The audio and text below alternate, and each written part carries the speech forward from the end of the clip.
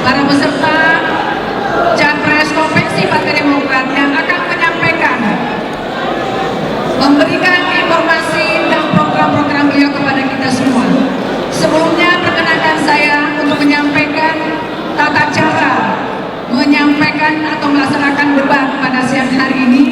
Yang pertama, saya akan memberikan kesempatan kepada semua para kandidat untuk menyampaikan visi, misi, dan program utama terkait dengan tema kita pada saat ini, yaitu kesejahteraan rakyat dan pertahanan keamanan. Selama masing-masing kandidat 2 menit.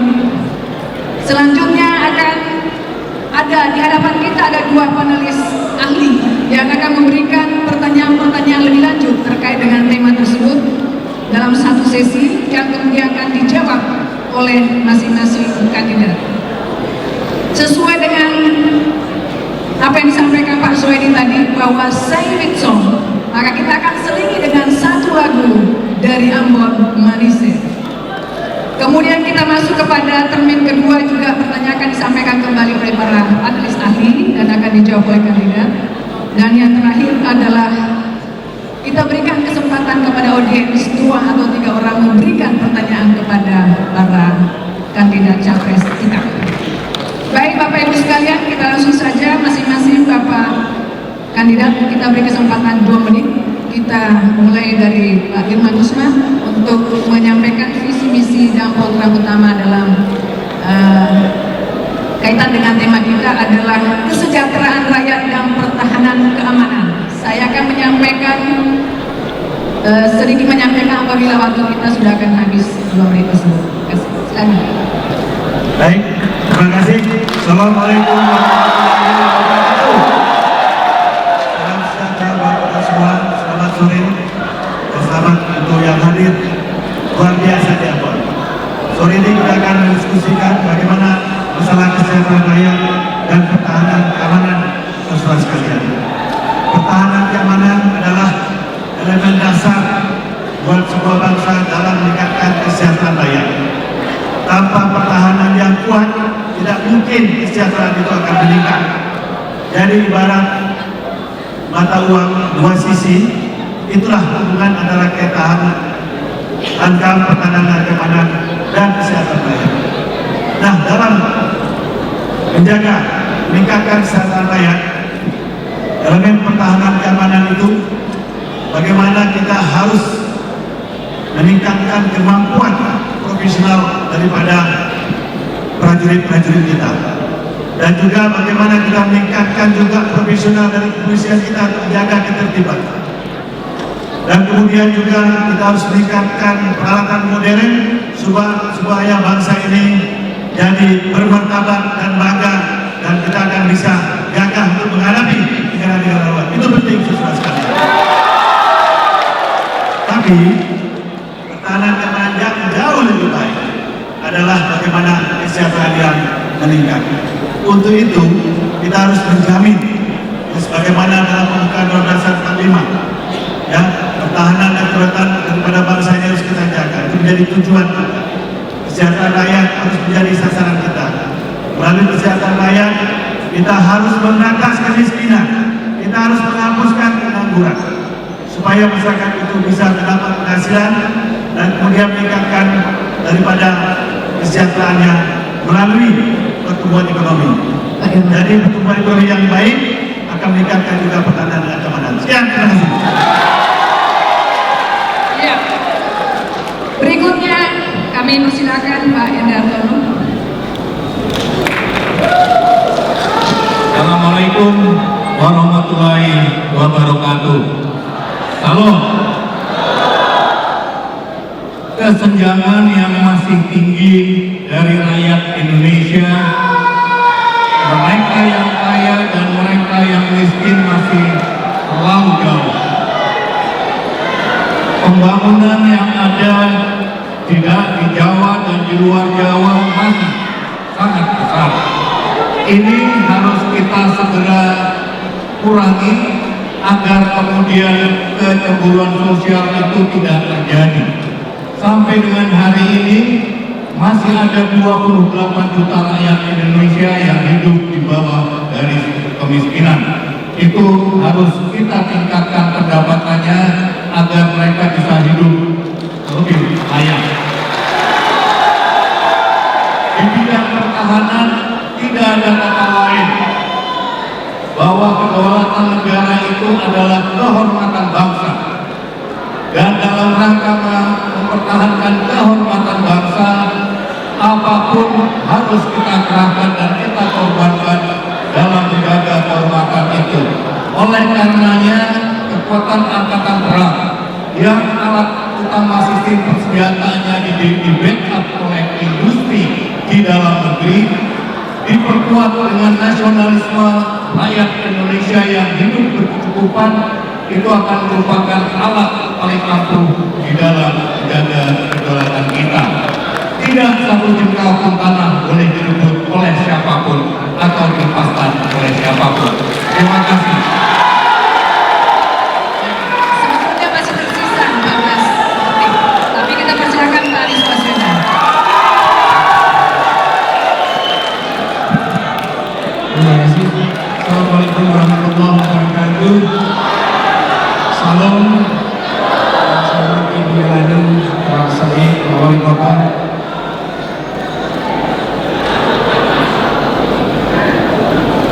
Sebelum konferensi, jauh sebelum konferensi, saya mendatangi sebuah pulau di ujung selatan Maluku, namanya Pulau Selaru di Kepulauan Kalimantan. Di tempat itu, ketika kita akan berkumpul harus menyalakan mesin diesel karena belum ada listrik. Kalau kita berkumpul, lalu semua di sana di tengah ketimpangan menyanyikan Indonesia Raya dengan secara khusyuk, menunjukkan kepada kita semua bahwa bukan soal uang, bukan soal rupiah, dan juga kita mencintai Indonesia. Dan saya garis bawahi sekalian bahwa mempertahankan Indonesia adalah perjuangan semesta, bukan sekedar tugas TNI kita. Karena itu yang kita bangun adalah semangat perjuangan semesta.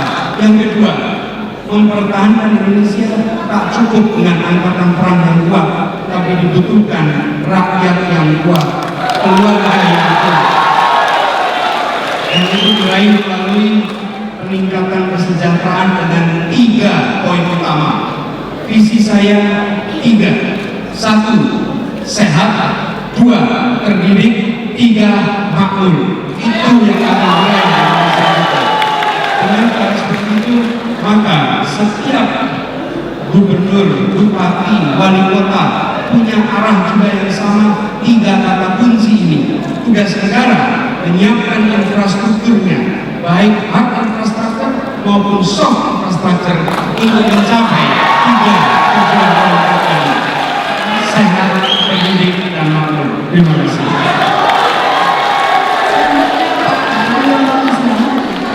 Terima kasih Bapak. Apa-apa di provinsi alih rasa bebas. Indonesia adalah negara kepulauan. Provinsi Maluku adalah provinsi kepulauan. Oleh karena itu, kewajiban negara melalui Tentara Nasional Indonesia untuk menjaga setiap jengkal wilayah provinsi Maluku. Tidak boleh ada satu jengkal pun yang diambil oleh negara lain. TNI adalah kekuatan inti yang harus kita dukung. Tidak hanya alutsistanya baik, tapi juga tentaranya serta keluarganya sejahtera. Namun yang lebih penting lagi adalah benteng utama pertahanan Indonesia terletak di rakyat Indonesia itu sendiri. Oleh karena itu, rakyat Maluku harus kuat. Nelayan Maluku harus kuat. Dan hanya dengan nelayan yang kuat, kita bisa mengusir pencuri ikan. Jangan jadikan nelayan sebagai profesi kelas 2 atau kelas 3. Pastikan nelayan adalah profesi yang berpendapatan tinggi, sehingga kaum muda kita mau menjadi nelayan. Nelayan bermartabat, nelayan profesional yang menjaga pertahanan kita.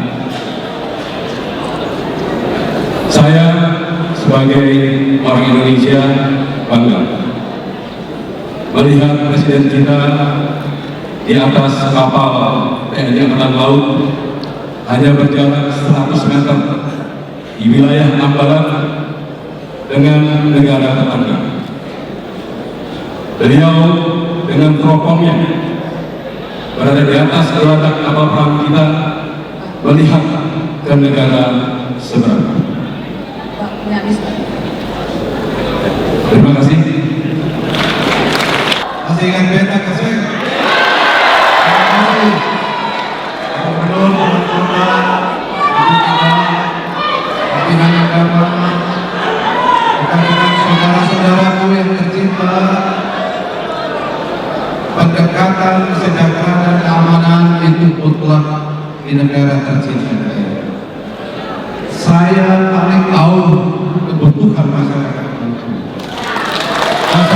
Maluku, kemudian juga bangsa Indonesia lainnya membutuhkan kecukupan sandang, pangan, papan, pendidikan, kesehatan, kenyamanan dan keamanan. Karena itu pendekatan keamanan dan kesejahteraan tidak bisa dipisah-pisahkan, walaupun bisa dibedakan. Oleh karena itu, mutlak marilah saudara-saudaraku yang saya kasihi, visi saya, kebutuhan rakyat itu disimpulkan pada kebutuhan material, kebutuhan spiritual, dan kebutuhan sosial, sehingga dia mempunyai kemampuan untuk memberdayakan dirinya mencapai kesejahteraan dirinya sendiri. Pendekatan keamanan adalah pendekatan yang paling tepat untuk daerah kepulauan seperti Maluku yang tercinta. Maluku mempunyai 1.300 pulau, mempunyai 11 kabupaten kota.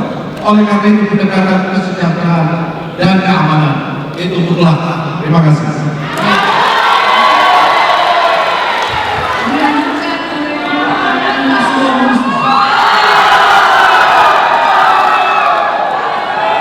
Assalamualaikum warahmatullahi wabarakatuh. Wagub dan wali kota yang saya hormati, para tokoh agama, tokoh adat yang saya cintai, anak-anak muda Indonesia.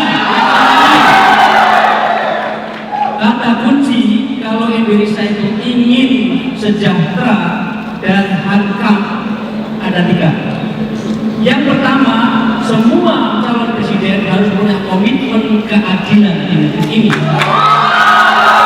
Tidak mungkin Maluku, sebuah provinsi yang sangat besar, mempunyai nilai sejarah dan mempunyai kontribusi yang besar untuk negara, hanya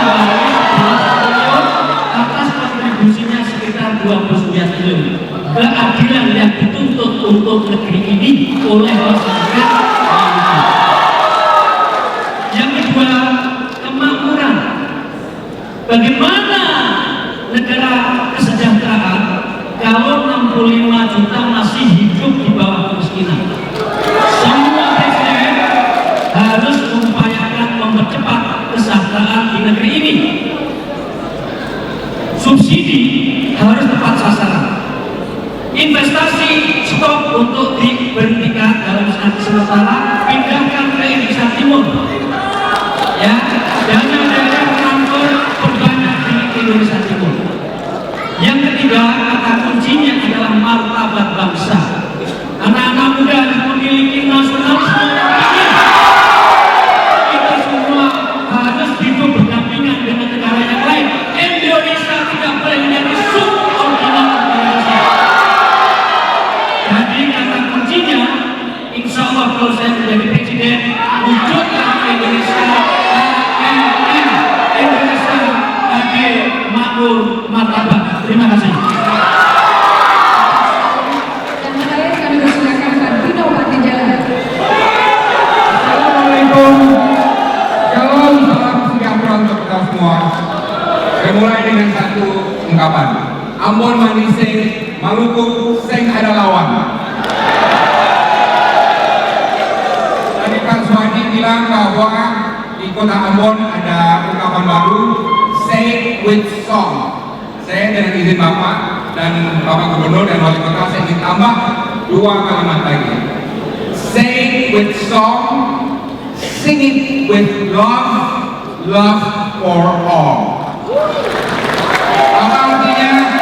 Katakan dengan nyanyian, nyanyikan dengan cinta, cinta untuk semua.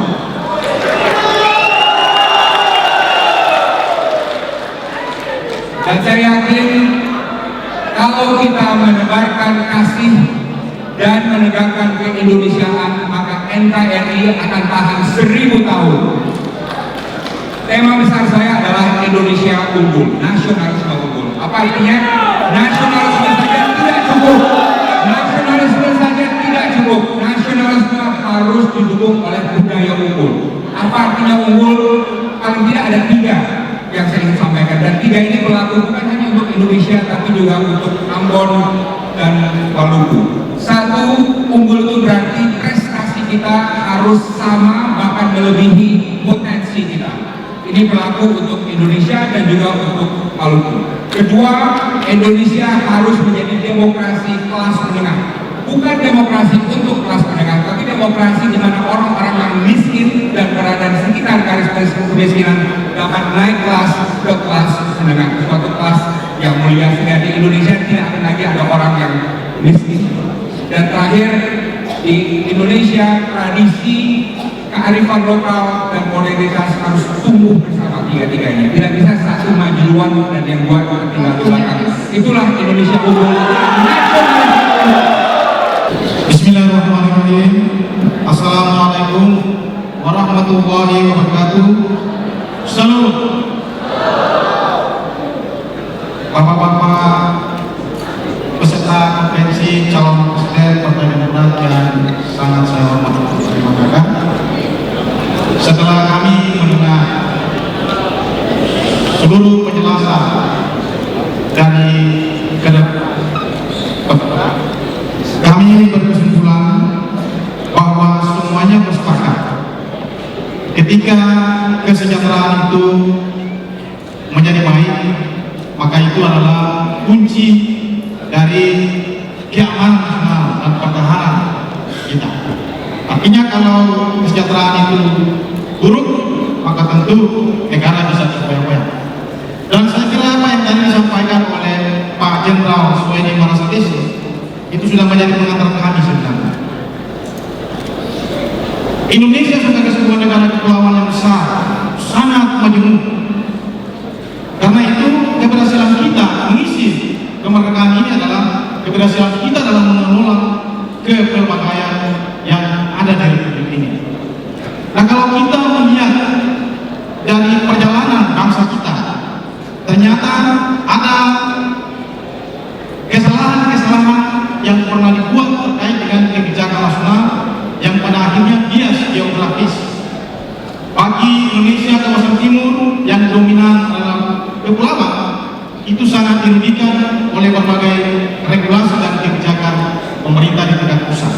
Dan saya percaya bahwa ini dikarenakan oleh para pengambil keputusan kalau tidak memahami atau mungkin pura-pura lupa terhadap keberagaman dari sisi geografis kita. Nah, sebagai calon presiden bagi Republik Indonesia, kalau Bapak ini terpilih, pasti juga menjadi presiden bagi orang Maluku yang merupakan daerah kepulauan. Sampai detik ini, tadi disampaikan oleh Pak Suwaidi bahwa Maluku sebagai salah satu dan 8 provinsi yang melahirkan Republik Indonesia dengan segala potensi sumber daya alam yang dimiliki, ternyata hari ini menjadi provinsi termiskin ketiga di Indonesia bersama dengan Papua. Sebagai pertanyaan ucapan selamat datang kami kepada Bapak-Bapak, kami ingin tanyakan, ini bukan pertanyaan ahli, karena saya tahu Bapak-Bapak lebih ahli daripada kami, tapi ini pertanyaan yang merupakan bunyi suara hati dari masyarakat Maluku. Sejauh mana Bapak-Bapak mengenal Maluku dan apa arti Maluku bagi Bapak-Bapak? Saya kira itu yang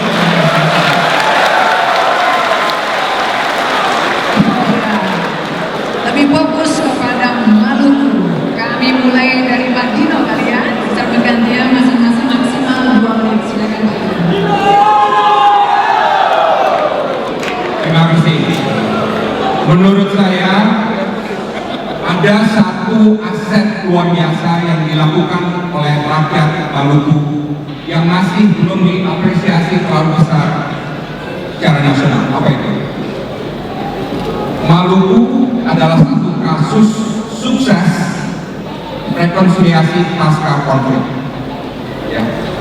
Ini di dunia internasional suatu hal yang luar biasa, dan dunia internasional kalau melihat rekonsiliasi pasca konflik di Indonesia lebih melihat ke Aceh. Padahal di sebelah timur apa yang dilakukan di sini luar biasa sekali. Kalau kita melihat begitu sengitnya konflik yang tadi disebutkan oleh Pak Suwaidi. Jadi menurut saya satu hal yang paling perlu dibanggakan dan dijaga seumur hidup dan dijaga mati-matian oleh rakyat Maluku adalah menjaga rekonsiliasi yang begitu murni dan begitu sulit untuk didapat dan menjadi inspirasi bukan hanya bagi bangsa Indonesia tapi bagi masyarakat dunia. Tepuk tangan. Kedua, menurut saya bangsa Indonesia dan khususnya rakyat di Maluku perlu melihat pelajaran sejarah. Ini saya tahu bahwa orang Maluku itu jiwanya keras kan, Kak Maluku ya. Artinya lembut, jago nyanyi tapi jiwanya keras. Nah, ada satu bangsa Vietnam yang tadinya jago perang menjadi jago dagang. Sekarang mereka akan menjadi salah satu raksasa di Asia karena hal itu. Saya ingin bangsa Maluku, saya ingin rakyat Maluku melihat contoh ini, bahwa jiwa yang keras harus ditransformasikan menjadi suatu ketangguhan ekonomi. Saya mau melihat rakyat Maluku menjadi jago dagang. Ya, makasih silakan.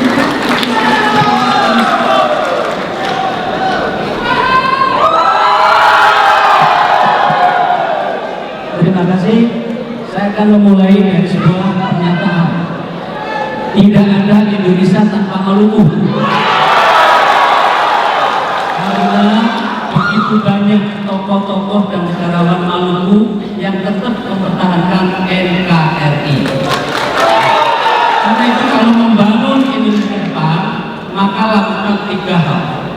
Yang pertama, upaya dan perjuangan Provinsi Kepulauan adalah masih dan sangat relevan, karena dengan mempertanyakan negara kepulauan sama saja mempertanyakan tentang pengertian Indonesia yang disebut dengan Nusantara. Ini Nusa dan Antara oleh laut. Dengan demikian menyusun sebuah DAK, daun dan sebagainya, perhatikan laut luasnya yang ada. Yang kedua, kelebihan Maluku kalau dilihat dari potensi ekonomi lautnya biasa disebut dengan blue economy. Setiap tahun komoditi yang berlalu lintas di pulau dan kepulauan ada di Maluku sekitarnya itu 504 triliun, mulai dari Asia Timur sampai ke Asia Pasifik, semua lewat di jalur sini. Pemerintah harus membuat infrastruktur yang bagus, laut yang hebat untuk menjadikan Maluku sebagai kota jasa kaitannya dengan perdagangan internasional. Yang agung ya, itu ide saya. Yang ketiga, melalui seni The City of Song, maka diplomasi seni, diplomasi musik itu harus menggema di internasional, dan itu bisa dilakukan. Kita ke Belanda ada Maluku, di Amerika ada Maluku, Maluku untuk Indonesia, Indonesia untuk dunia. Terima kasih. Ya, sangat beragam. Kami persilakan berikutnya Pak Sino Hanisa.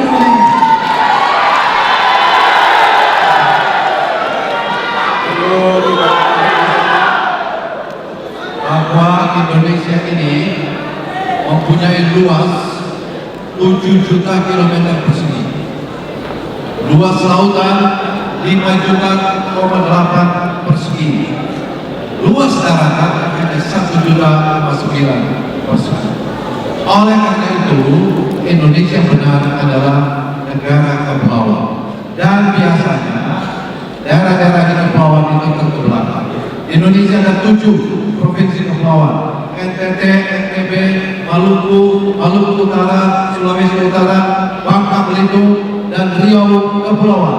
Oleh karena itu, kalau saya jadi presiden atau siapapun, kita akan perjuangkan segera dikeluarkan undang-undang kepulauan. Kalau Indonesia mau adil, kita menuju keadilan. Saya akan mendukung segera dikeluarkan undang-undang kepulauan sehingga kesejahteraan kepulauan ini akan kita nikmati di waktu yang akan datang. Indonesia harus berjuang keras sehingga undang-undang kepulauan ini segera dilahirkan, termasuk nanti yang akan menikmati adalah masyarakat 1000 pulau Maluku yang tercinta. Terima kasih. Maluku diberkati oleh Tuhan, kekayaan laut yang luar biasa. Di Indonesia, hanya di Maluku ikan itu berlimpah, tidak ada di provinsi yang lain. Betul ya? Dan oleh karena itu, untuk menghormati pemberian Tuhan, untuk menghormati Patimura, untuk menghormati Tuhan Hari, kita punya kewajiban untuk mengangkat Provinsi Maluku menjadi provinsi yang sejahtera. Oleh karena itu, program saya adalah jadikan Maluku tidak hanya lumbung ikan nasional, tidak cukup hanya itu. Jadikan Maluku sebagai sentra perikanan dunia, karena Maluku memiliki segala persyaratan untuk itu. Memiliki sumber daya alam yang luar biasa, memiliki SDM yang gagah berani, memiliki berbagai potensi, dan oleh karena itu berbagai kebijakan akan saya bawa untuk memastikan itu hal terwujud. Saya akan menjadi mitra terbaik Gubernur Maluku, Bupati, dan Wali Kota.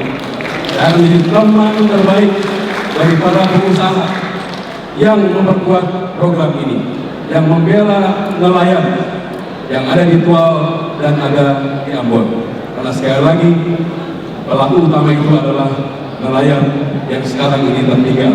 Nelayan sejahtera, Maluku bangkit, Indonesia jaya. Terima kasih.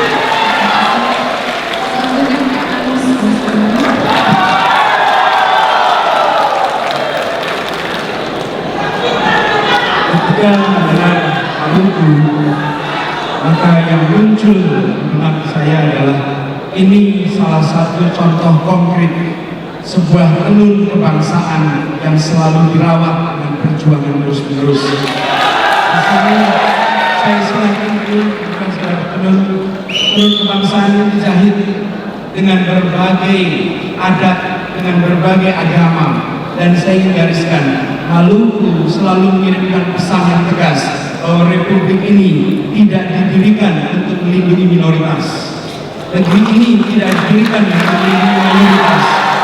Negeri ini didirikan untuk melindungi setiap warga negara tanpa melihat mayoritas atau minoritas. Dan semangat itu yang selalu muncul ketika kita mendengar Maluku, tenun kebangsaan. Yang kedua, ini adalah wilayah kepulauan. Indonesia dan Nusantara wilayah kepulauan. Karena itu, kita harus mengubah dan kita harus belajar banyak dari Maluku. Selama ini kita sangat berorientasi pada darat dan padat penduduk. Saya menyaksikan sendiri dalam perjalanan beberapa tahun ini, Republik Indonesia masyarakatnya tersebar di berbagai tempat. Jumlahnya bisa kecil, lokasinya bisa jauh, tapi jarak pada Indonesia sama dekatnya dengan mereka yang berada di kota. Karena itu, kewajiban kita hari ini mengubah perspektif itu. Bila saya menjadi presiden, insya Allah saya akan mengubah cara pandang bahwa wajibnya kita adalah untuk memastikan bahwa aset terbesarnya bukan barang, bukan alam. Aset terbesarnya adalah manusia manusia Indonesia. Karena itu yang harus menjadi fokus adalah pengembangan kualitas manusia. Lalu negara menyiapkan infrastrukturnya, baik infrastruktur darat infrastruktur laut untuk memastikan itu berkembang. Terima kasih. Selanjutnya Pak Iriantono, silakan.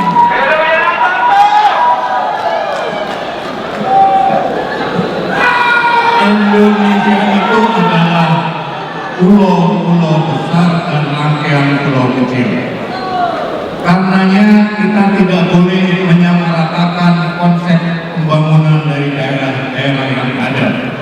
Apa yang berhasil dibangun di Jawa, di Kalimantan, di Sumatera, itu tidak bisa kemudian diambil mentah-mentah lalu diterapkan di rangkaian pulau-pulau yang ada seperti Maluku ini. Konsep pembangunan apa yang ada di Jawa itu tentu berbeda. Yang harus dibangun di Maluku adalah, karena ini terdiri pulau-pulau, pelabuhan yang mampu menyatukan antara pulau-pulau yang ada, agar kemudian kelebihan dari satu daerah itu bisa ditransfer ke daerah lain, sementara kelebihan dari daerah lain, pulau lain itu bisa masuk kepada pulau yang ada. Kalau ini kita kebijakan seperti ini dengan kearifan lokal yang bisa kita pertahankan, jangan dirusak kearifan lokal, maka yang terjadi pertumbuhan itu akan menjadi semakin cepat. Sementara sesungguhnya Maluku punya potensi yang luar biasa. Tinggal lagi bagaimana kita menggali dengan tadi suatu program pembangunan yang harus kita mengetahui apa yang menjadi kebutuhan pokoknya dan apa yang menjadi potensinya. Dan sekali lagi kearifan lokal itu tidak boleh dirusak dengan menyamaratakan antara satu daerah dengan daerah lainnya. Maluku daerah yang harus kita jaga kearifan lokalnya dan kita bangun dengan kekhasannya. Terima kasih. Selanjutnya Pak Irwan Kusuma.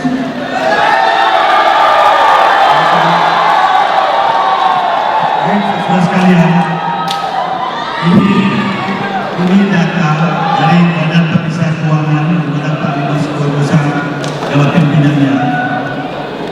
Illegal fishing, ya, penangkapan ikan liar yang tidak dinikmati oleh rakyat Indonesia khususnya Maluku hampir berjumlah 300 triliun. Laut Marapuru saja 40 triliun per tahun. Bayangkan, sejak dari tahun 2001 sampai 2012, potensi kehilangan untuk menjaga daya Maluku itu ada 500 triliun. Artinya apa? Selama ini kita belum memberdayakan potensi laut ini untuk bisa terhadap rakyat Indonesia. Jangankan saya menjadi presiden, sekarang pun sebagai ketua DPD, kami di sini ada Pak John Piris, senator dari Maluku. Teman-teman dari 7 ketua telah memperjuangkan RUU Pemerintah Daerah Kepulauan, dan kami telah masukkan ke DPR. Kemudian kemarin telah masuk dalam badan legislasi RUU Percepatan Pembangunan Daerah Kepulauan, dan insya Allah pada periode ini saya dengan Pak Marzuki kita akan selesaikan RUU Percepatan Pembangunan Kepulauan, yang artinya ya, kebijakan nasional dalam berbagai bidang, khususnya dana aviasi, dana tersebut akan lebih meningkat. Yang kedua, yang paling penting adalah membangun infrastruktur ya, di laut. Saya pernah datang ke kampungnya Pak Suwedi bersama Pak Gubernur, ya, dermaganya betul-betul yang sangat mengenaskan. Kalaulah potensi laut ini kita kembangkan, pendapatan kami meningkat, transportasi kita tingkatkan, dan insya Allah untuk kemiskinan bisa berkurang. Universitas Patimura masa depannya Maluku akan bisa sejajar dengan Universitas Patimura Indonesia untuk membangun Maluku yang lebih jaya lagi ke depan sosial. Terima kasih.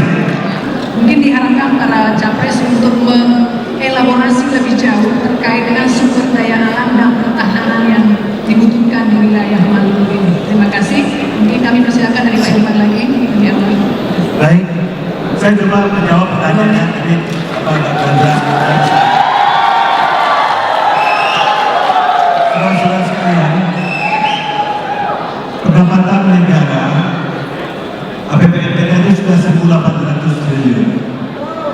Sumber-sumber pendapatan itu sudah jauh lebih banyak dari pajak, hampir 900 triliun. Jadi ketergantungan pusat terhadap sumber daya laut itu relatif sudah menurun karena sudah yang baru. tentu akan bisa dicari lagi dengan berbagai instrumen pajak.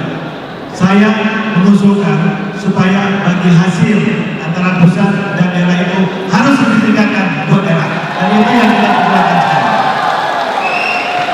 Khusus buat Pulau Masela, antisipasi interest 10% itu menurut saya harus diberikan kepada daerah, ya, untuk menjadi sumber pendapatan. Simple itu, ya. Orang saja dapat izin aja dapat golden share, apalagi di daerah kita kenapa kita tidak dapat Gubernur? Kita perjuangkan itu Pak Gubernur. Konkret.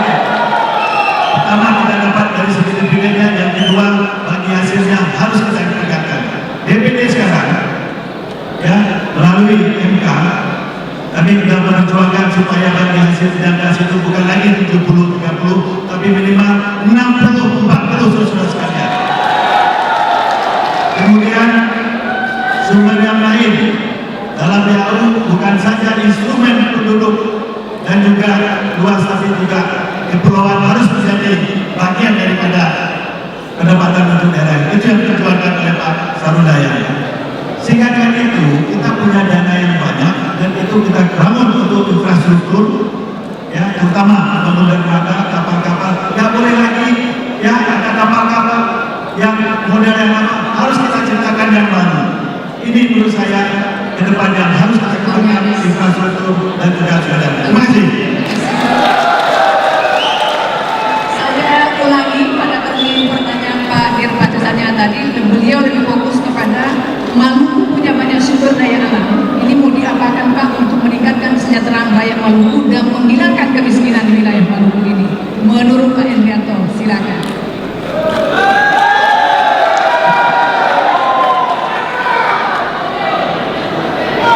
Ya, memang tiap daerah itu punya kelebihan dan kekurangan masing-masing. Maluku kebetulan punya banyak sumber daya alam termasuk kekayaan laut yang luar biasa. Tinggal bagaimana caranya kita mampu mengidentifikasi dari tadi kelebihan dari masing-masing daerah, lalu kemudian kelemahan yang ada kita coba eliminasi. Kalau kemampuan kita di dalam identifikasi tadi tepat, maka kita tahu solusi apa yang akan kita lakukan. Untuk Maluku saya kira yang saya sampaikan tadi, bagaimana dengan apa yang ada di Maluku ini, utamanya kekayaan lautnya dan sumber daya alamnya itu bisa kita kelola secara maksimal. Lalu kemudian Maluku tentu harus mendapatkan sesuatu dari apa yang dimilikinya lebih dibandingkan dengan daerah-daerah lain. Walaupun memang kita merupakan negara kesatuan Republik Indonesia, ada daerah yang kaya, ada daerah yang miskin. Tetapi daerah yang kaya punya kewajiban membantu daerah yang miskin. Tetapi di sisi lain, daerah kaya itu juga jangan menjadi miskin pada akhirnya, karena dia harus mensubsidi lebih dibandingkan dengan apa yang dimiliki oleh daerah itu sendiri.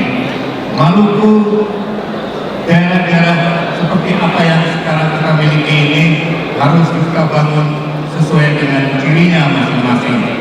Itu yang menjadi solusi bagaimana kita meningkatkan kesejahteraan dari masing-masing penduduk yang ada di provinsi yang ada. Terima kasih. Terima kasih. Dilanjutkan Pak Anies.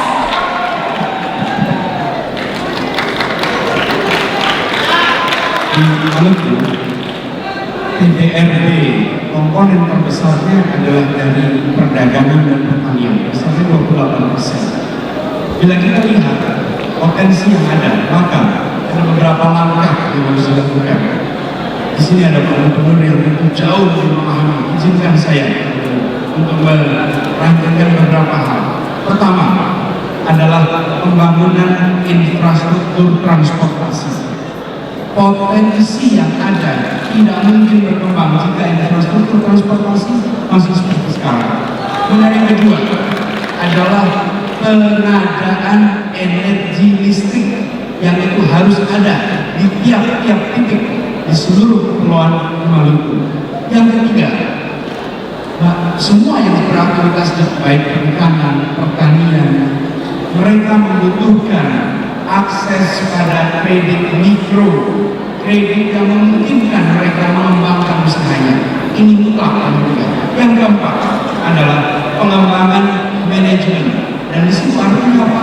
Kualitas manusianya, training, workshop, pendidikan bagi semua yang terlibat dalam aktivitas baik perdagangan, perikanan, pertanian, sehingga produk yang mereka hasilkan adalah produk yang memiliki added value yang tinggi, nilai tambah yang tinggi. Itu yang kemudian bisa mengantarkan mereka pada peningkatan kesejahteraan, transportasi, listrik, akses pada keuangan, peningkatan training dan latihan, dan di situ kemudian nanti insya Allah satu saat kita menyaksikan Maluku yang lebih berkembang. Terima kasih. Terima kasih. Selanjutnya Pak Hairul Rizky. Terima kasih. Terima kasih. Jangan biarkan orang lain atau negara lain yang mengatur ikan kita. Sekarang ikan kita diatur oleh kota yang namanya General Santos, diatur oleh dunia, bukan oleh Maluku, bukan oleh Indonesia.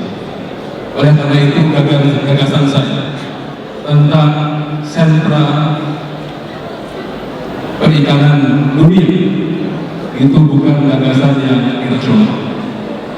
Karena dengan demikian kita akan memiliki semangat untuk membangun kemandirian ekonomi melalui sentra perikanan dunia. Dan ini akan menjadi suatu gerakan yang luar biasa untuk mengangkat potensi Maluku tidak hanya di sektor ikan, tapi di sektor lain. Sehingga dengan demikian saya akan memastikan dengan program ini akan menggalakkan program kewirausahaan di kalangan generasi muda. Kaum muda kita harus punya mental wirausaha. Sehingga dengan demikian melalui kewirausahaan potensi ikan Maluku ini bisa ditingkatkan.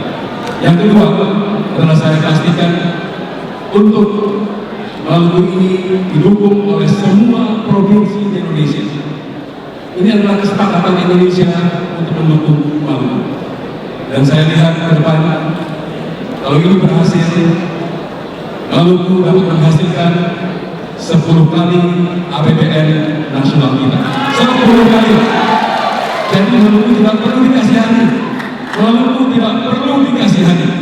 Yang kita perlu adalah kita berlayar Maluku sebagai provinsi yang kaya, yang nanti akan menyumbang kepada Indonesia. Terima kasih. Ibu, bapak-bapak sekalian yang saya hormati, terutama saya tunjukkan kepada bapak saya Presiden sebagai gubernur Maluku yang baru.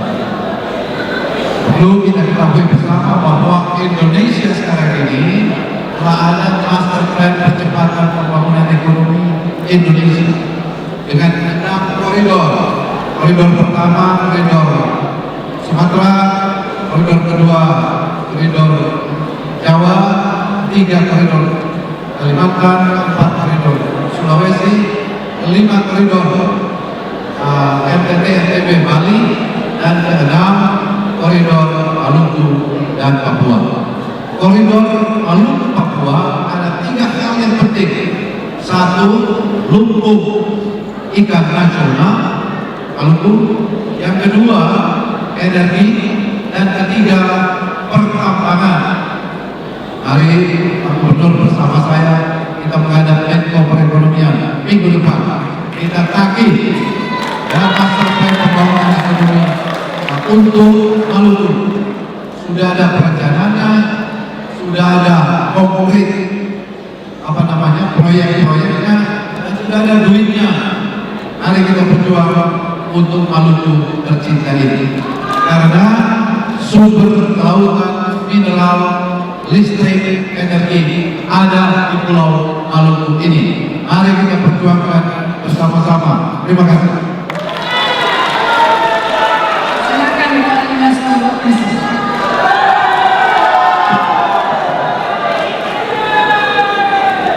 Bapak-bapak, saya akan kembali ke pertanyaan, yaitu tentang stigma RMS hubungannya dengan membangun sebuah kota. Jadi begini, sekarang ini ada pergeseran problem dari sumber konflik. Dulu sumber konflik itu bertumpu pada perbedaan ideologi. Nah, sekarang bergeser ke masalah ekonomi. Jadi dengan demikian, kalau stigma ada macam-macam perjuangan kita, perjuangan saudara-saudara kita yang di luar negeri, kalau masalah ekonomi di dalam negeri itu bisa diselesaikan, saya yakin tidak ada stigma-stigma lagi, misalkan nah, problemnya dua. Yang pertama ini adalah yang disebut dengan ketidakadilan antara hubungan pusat dan daerah. Jadi kalau hubungan pusat dan daerah itu bisa diselesaikan, saya yakin semua itu akan selesai. Caranya apa? Yang pertama, lakukan redistribusi atas aset dan akses ekonomi. Saya sebutkan tadi, transfer ke daerah dari 570 triliun dari 1.800 naikkan. Saya setuju di angka 40 sampai 50%. Yang kedua, investasi pindahkan di Maluku untuk mendapatkan pertumbuhan yang lebih cepat untuk rakyat Maluku. Itu yang kedua. Nah, yang ketiga, hidup itu problemnya adalah saling menghargai. Kalau lokal wisdom, lokal value, nilai-nilai lokal itu dikedepankan, dihargai, tidak harus diseragamkan menurut pusat, saya yakin itulah mana kita bineka Indonesia. Itulah yang harus kita perjuangkan. Terima kasih. Terima kasih. Yang terakhir saya persilakan Pak Bimo Patidala. Terima kasih. Menurut saya, Pak, stigma yang lebih real bagi Maluku adalah stigma konflik 1969 sampai 2002. Memang kadang-kadang kita masih mendengar masalah RMS, tapi sebagai diplomat Indonesia, saya bisa katakan di dunia internasional, baik PBB maupun seluruh negara di dunia ini tidak ada satupun yang mengakui RMS. Jadi secara jurisdiksional kita aman NKRI, tapi yang lebih real memang konflik tahun 1999-2002, dan itu yang memang harus selalu kita hormati. Mengenai ekonomi Maluku, menurut saya kans terbesar, potensi terbesar dalam bidang perikanan. Maluku kaya dengan sumber-sumber ikan. Masalahnya satu, industri pengolahan dan industri pengalengan umumnya berada di Indonesia Barat. Jadi kalau Maluku ingin sejahtera dan memanfaatkan potensi perikanan yang ada di Laut Maluku, maka langkah pertama menurut saya harus mulai membangun industri pengalengan dan pengolahan yang kuat di Maluku sendiri dan di Ambon. Dan saya yakin Pak Gubernur sudah ada rencana untuk melakukan hal tersebut. Potensi kedua yang sangat besar adalah turisme. Menurut saya Maluku adalah pulau atau kepulauan Indonesia yang paling indah di seluruh Nusantara. Potensinya besar, bisa menarik turis-turis dari Cina, dari Jepang, dari Korea, dari Filipina, dari Singapura, dan Malaysia. Yang diutamakan adalah infrastruktur di sini. Airport harus bagus, banyak linkage-nya, banyak link up-nya, bukan hanya Makassar, tapi ke tempat-tempat lain, dan juga hotel juga harus bagus. Kita masuk kepada sesi kedua, Pak. Mungkin para panelis tadi bisa mengatakan kepada situasi nasional bangsa kita. Tadi kita sudah mengelaborasi dulu. Kami persilakan panelis pertama kembali memberikan tanggapan atau pertanyaan.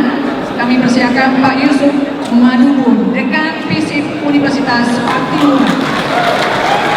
Baik, terima kasih Bu Moderator.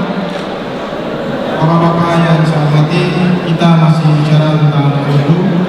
Kalau tadi dikatakan bahwa tidak ada Indonesia tanpa Maluku, ini kita bicara Maluku untuk Indonesia. Maluku memiliki kurang lebih 1.400 pulau. Ini data terakhir dari Citra Satgas 8. Kemudian ada 100 etnis dan suku etnis dengan kurang lebih 112 bahasa daerah asalkan. 1.400 pulau itu 90% lebih adalah pulau-pulau kecil yang rawan akan pertama krisis air bersih, rawan akan bencana alam karena perubahan iklim, rawan karena pencurian dan penyelundupan ikan, minyak, kayu di antara pulau-pulau itu. Krisis listrik, krisis kesehatan, krisis pendidikan, multi krisis. Nah, saya ingin dari gambaran kami tadi bahwa Provinsi Maluku sebagai provinsi termiskin ketiga di Indonesia, saya kira kalau pakai kata ter dari bawah maka perlu affirmative action, perlu kebijakan yang sifatnya afirmasi. Kita bila perlu membalik teori Robert Malthus, bila perlu pertumbuhan ekonomi itu mengikuti deret ukur, jangan mengikuti deret itu bagi daerah-daerah yang seperti Maluku. Nah, saya ingin ada dua pendekatan yang kita bicara hari ini, yaitu pendekatan keamanan dan pendekatan kesejahteraan. Pertanyaan saya untuk Pak Irman, Pak Anies, Pak Sarundaya, dan Pak Ketua dan Pak Ali Masud Musa, bagaimana kita membuat lompatan dari sisi pertumbuhan ekonomi untuk mengangkat Maluku dari posisi yang ketiga termiskin dari bawah. Kemudian untuk Pak Andi Hartono, Pak Hayome Sarumaki, Pak Ketua DPR, dan Pak Dino Patijala, saya minta akan mengkaji dari sisi pertahanan keamanan. Itulah pertanyaan saya. Terima kasih. Mengingat waktu kita yang sangat terbatas, saya mempersilakan dulu Pak ya, satu lagi panelis kita nanti menjawab sekaligus. Satu saja, halo, nanti kesini. Boleh satu-satu. Silakan Pak Irman, sesuai dengan pertanyaan ekonomi. Kita memahami ada konsep yang harus kita luruskan dalam merancang pembangunan nasional yang selama ini berbasis jalan. Makanya RUU percepatan pembangunan provinsi kepulauan itu mutlak harus segera diputuskan. Itu yang disebut dengan afirmatif. Melalui RUU itu kita akan lihat berbagai nanti isinya kita bahas bersama. Ya. Dulu kan gubernurnya ketuanya adalah Pak Karel, sekarang Pak Asikam dan ini segala macam, dan PD sangat konsen untuk itu, dan kita akan kawal. Ada setelah prolegnas sejak DPD, ya, Judicial Review MK bulan Maret yang lalu, sehingga kewenangan DPR dalam membahas legislasi sama dengan DPR dan Presiden. Dan kita pada prolegnas ini dapat kehormatan untuk inisiatif RUU Kelautan. Nanti saya dengan Pak Marzuki akan jadi duet untuk bisa bersama. Kalau rumah air ini bisa kita lakukan berbagai kebijakan bidang ekonomi dan sebagainya, insya Allah itu akan lebih baik lagi. Karena itu akan membedakan, ya, proporsinya akan berada. Kalau itu akan terjadi, saudara sekalian, kalau kita lihat tingkat kesejahteraan masyarakat Maluku sekarang itu bersama Papua dan sebagainya, indeks Human Development Index-nya masih di bawah. Insya Allah, ya, saya yakin dan percaya di tangan gubernur yang tepat, bupati dan wali kota dan seluruh tokoh masyarakat, ya, dengan payung hukum itu 2015 sampai ke depan, insya Allah Maluku dan provinsi kepulauan akan berubah wajah, akan bisa sejajar dengan provinsi-provinsi maju lainnya di Indonesia. Sekian, terima kasih.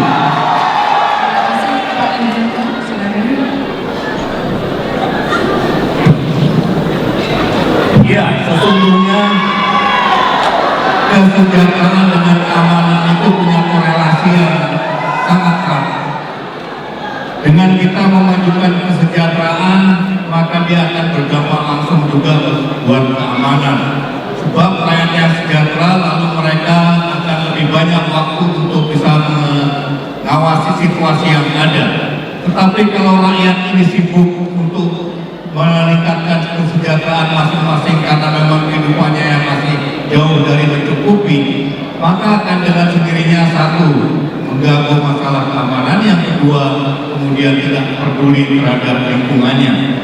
Oleh karena itu pembangunan pulau-pulau tadi menurut saya memang harus segera dilakukan, tidak dengan semua pulau dibangun secara merata, tetapi apa yang menjadi kekuatan dari suatu pulau itulah yang dieksploitasi, kemudian ada pembangunan pelabuhan-pelabuhan yang bisa dihubungkan oleh satu kapal dengan kapal lain, agar kemudian kelebihan di sini bisa ditransfer ke tempat yang lain, sementara dia bisa mengambil kelebihan dari pulau lain terhadap pulaunya.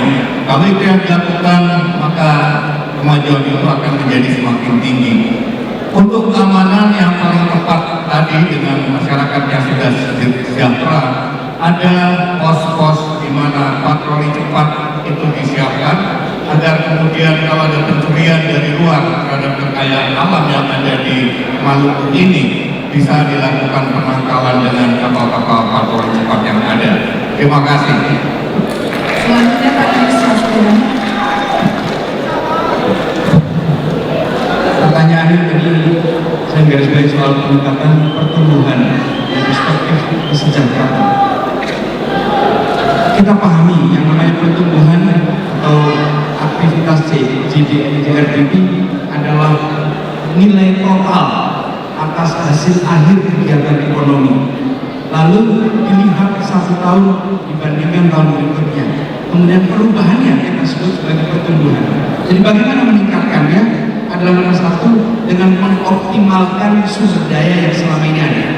Tapi itu terbatas, karena itu pendekatan kedua adalah dengan menambah sumber dayanya. Bagaimana? Tadi saya sudah sebutkan infrastruktur, saya sudah sebutkan hard infrastructure maupun soft infrastructure. Tapi Bapak sekalian, Ibu sekalian, yang saya garis bawahi, kita harus berubah mindset kita. Kalau kita menyebut kekayaan, selalu yang kita sebut alam. Padahal kekayaan yang terbesar kita adalah manusianya, bukan alamnya. Kalau itu kita pasang sebagai mindset, maka semua yang ada akan bisa ditingkatkan nilai tambahnya. Tapi selama kita terkunci kekayaan kita pada alam, tidak akan pernah bisa maju. Karena itu kalau saya yang kerjakan adalah mendatangkan pendidik trainer terbaik dari tempat-tempat kepulauan yang berhasil mengelola untuk datang ke Maluku, dan mereka mengajar di sekolah-sekolah menengah kejuruan yang didirikan oleh pemerintah, sehingga praktek yang diajarkan dengan praktek-praktek terbaik. Yang kedua, mengirimkan anak-anak terbaik Maluku untuk belajar bidang-bidang yang sesuai dengan potensi yang Maluku, sehingga dalam jangka pendek ada lompatan kualitas, dalam jangka panjang ada investasi kualitas manusia yang lebih baik. Terima kasih, terima kasih. Sosok kedaulatan bangsa, martabat bangsa ada di Presiden. Maka itu saya bangga melihat Presiden SBY di atas kapal TNI Angkatan Laut menghadap meneropong ke negara tetangga hanya 100 meter dari perbatasan. Kalaupun diingat, eskalasi militer meningkat dalam rangka memperebutkan wilayah yang kaya dengan sumber daya alam. Walaupun kita sama-sama negara ASEAN, tapi ada saja negara tetangga yang ingin mengambil wilayah kita. Oleh karena itu ke depan saya akan lanjutkan ketegasan Presiden SBY, karena beliau mengatakan dengan bahasa tubuh tentunya menghadap ke negara tetangga, apabila kalian mengambil amalan, Indonesia siap perang dengan kalian. Ini adalah ketegasan yang ditunjukkan oleh seorang presiden dan harus dilanjutkan oleh presiden yang akan datang. Yang berikutnya adalah saya akan memastikan Angkatan Laut, Angkatan Udara itu diperkuat di Maluku. Tidak perlu kapal-kapal yang besar, cukup kapal-kapal kecil bersama-sama nelayan menghalau para pencuri ikan. Yang berikutnya adalah di samping kewirausahaan di kalangan kaum muda, saya ingin adanya bela negara. Program bela negara adalah program yang membangkitkan cinta tanah air, cinta Maluku, saling mengasihi, dan sekaligus memperkuat pertahanan rakyat yang ada di Maluku. Sehingga dengan demikian, sekali lagi saya berpendapat rakyat Maluku tidak dan jangan dikasihani. Mereka yang diperlukan adalah mereka harus diperkuat untuk nanti dapat memberi kepada saudara yang lain yang belum sejahtera di masa yang akan datang. Terima kasih. Terima kasih. Saya diminta untuk bicara kesejahteraan. Kesejahteraan itu ada dua, lahir dan batin. Saya akan tunjukkan data. Indonesia adalah negara yang PDB-nya nomor 16 sedunia. Tetapi pendapatan per kapitanya adalah nomor 122 di dunia. Sehingga ada disparitas, ada kesenjangan yang mana buktinya menunjukkan Maluku itu nomor 3 kekayaannya. Pendapatan per kapita Indonesia itu rata-rata 4.000, tapi kalau di Maluku hanya 2.000. Inilah yang tidak adil di dalam sistem ekonomi kita, dan itu yang harus kita kerjakan. Caranya 3, dari segi ekonomi, suka tidak suka harus dilakukan yang disebut dengan percepatan infrastruktur di daerah. Karena infrastruktur, 1, investasi akan masuk, 2, tenaga kerja akan kita rekrut, 3, tentu kesejahteraan akan tinggi. Yang kedua, tidak adil Maluku sebagai provinsi kepulauan para nelayan, tetapi subsidi untuk nelayan itu hanya mendapatkan 2 juta kiloliter BBM bersubsidi. Mereka tidak bisa melaut, mereka tidak bisa mendapatkan ikan, dan tidak mendapatkan pendapatan. Satu-satunya jalan, tingkatkan jumlah BBM bersubsidi untuk nelayan yang ada di Indonesia. Itu hal. Yang ketiga, dari segi spiritual, tidak bisa tidak yang namanya kesejahteraan batin adalah diberikannya kebebasan beragama di Indonesia. Ya, dialog umat, jangan ada konflik, kita sesama manusia saling menyayangi dan saling mencintai. Terima kasih. Terima kasih. Yang terakhir Pak Dinovatin. Saya diminta untuk mengomentari masalah Ankam. Menurut saya, tantangan terbesar dari bidang Ankam adalah bagaimana menjaga rekonsiliasi dan perdamaian yang telah tercipta dalam beberapa tahun ini. Rasa saling percaya sekarang sudah tinggi, rekonsiliasi sudah maju, tapi jangan lupa kita hidup dalam masyarakat di mana dalam pengalaman masa lalu, insiden kecil kadang-kadang masih bisa merebak dan menciptakan dampak yang tidak proporsional, menciptakan rumor, SMS, dan kemudian siapa tahu baku hantam dan konflik di hari kemudian. Jadi kita benar-benar harus bisa menjaga dan mengambil pengalaman dari masa lalu. Kalau ada insiden kecil, semuanya harus siap siaga, mencegah rumor dan menerangkan masyarakat, dan kalau ada sesuatu yang terjadi, Polri dan juga TNI harus siap untuk bereaksi untuk menenangkan situasi. Jadi tantangan kita yang terbesar menurut saya di Maluku adalah menjaga rekonsiliasi dan perdamaian. Kalau dari segi kesejahteraan, kalau dari segi luar negeri, dari segi Ankamnya, menurut saya kita perlu membuat suatu perjanjian kerjasama dengan negara tetangga yang masih sering mengambil ikan di wilayah perairan sekitar Maluku. Kerjasama penertiban penangkapan ikan dan kerjasama penertiban penanaman lumpur. Lumpur itu adalah yang digunakan untuk menarik ikan tuna. Itu perlu segera dilaksanakan, terutama dengan Filipina.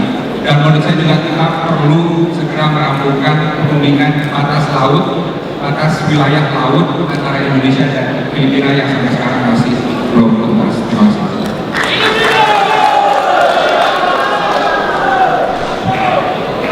Luar biasa semua program-program pemaparan yang telah disampaikan oleh para capres. Selanjutnya saya mempersilakan Bapak Dr. Yanis Letimia untuk menyampaikan tanggapan atau pertanyaan-pertanyaan kepada para capres itu. Terima kasih. Saya tadi sudah banyak mengenai itu. Saya mau kaitkan ke nasional. Konvensi ini tidak akan berguna kalau sistem pemilihan presiden itu tidak diubah. Karena kalau siapa menang di Jawa dan Sumatera itu selesai. Kenapa lagi lihat orang Maluku?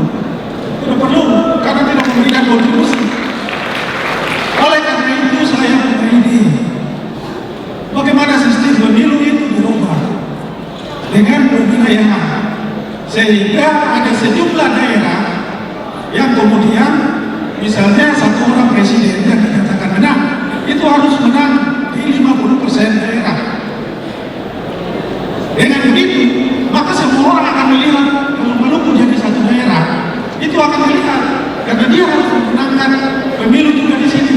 Dengan demikian kesejahteraan dan security di Maluku itu bisa dapat ditingkatkan. Saya minta komentar kalau Bapak jadi presiden, apakah ini bisa dilakukan? Pertanyaannya adalah sistem pilpres kita apakah memungkinkan untuk dirubah? Kalau Bapak terpilih jadi presiden, apakah Bapak akan merubah bahwa seorang presiden dapat dikatakan terpilih apabila memenuhi minimal 50% provinsi dimenangi perolehan suaranya di wilayah 50 provinsi di seluruh Indonesia? Cuma satu itu aja Pak yang ditanyakan. Kalau Bapak terpilih jadi presiden, sanggup nggak merubah sistem pilpres ini? Jadi kalau tidak terpilih di 50% provinsi di seluruh Indonesia, maka belum bisa dikatakan bahwa yang bersangkutan legitimasi menjadi presiden. Jadi berarti revisi undang-undang pilpres ini. Silakan Pak Dino dulu, kita dahulu dengan Pak Dino. Seingat saya di undang-undang kita Pak ada namanya putaran pertama, putaran kedua yang mungkin bisa dikaitkan. Silakan Pak Dino. Ada putaran pertama, ada putaran kedua, mungkin bisa dikaitkan dengan apa yang beliau tanyakan. Silakan Pak Dino.